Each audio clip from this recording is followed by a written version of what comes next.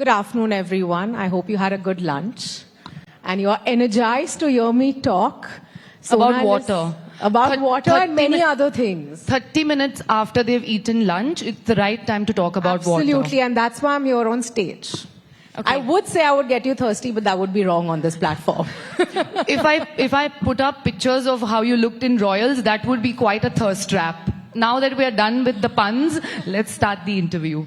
Okay, so Bhumi, the subject for today's evening is power of presence. So I want to first talk to you about your first film, which is Dum Laga Ke Haisha. Now, I personally cannot shake off the power of your presence in that film to everything you've done until now, and it's been 10 years that you've been in the industry. Tell me, how has the journey been? Well, Sonal and I can't shake off the presence that Dum Laga Ke Haisha till date has, and I think that's the power of a movie that can create impact in its truest form.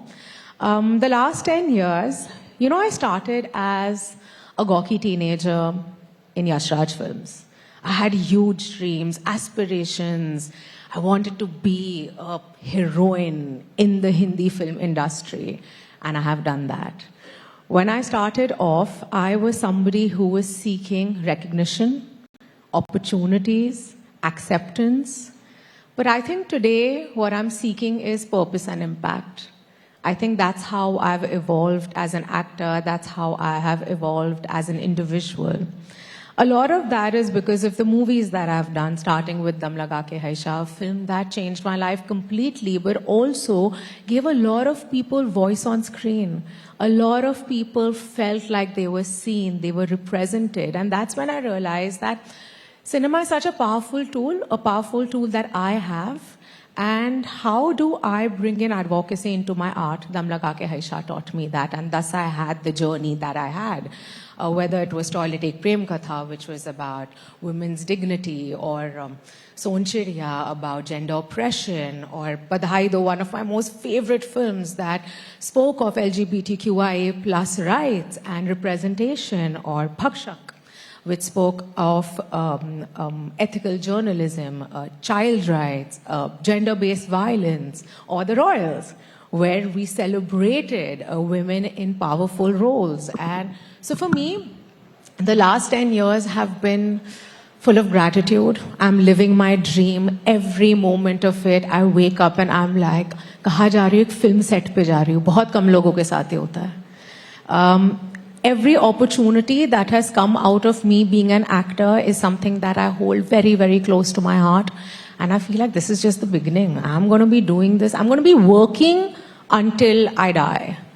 Okay, so you mentioned something very interesting. You said that you always wanted to be a heroine, right? Oh, absolutely. In your first film, your opportunity was such that you were not a conventional heroine. You kind of changed that for a lot of people who came after you.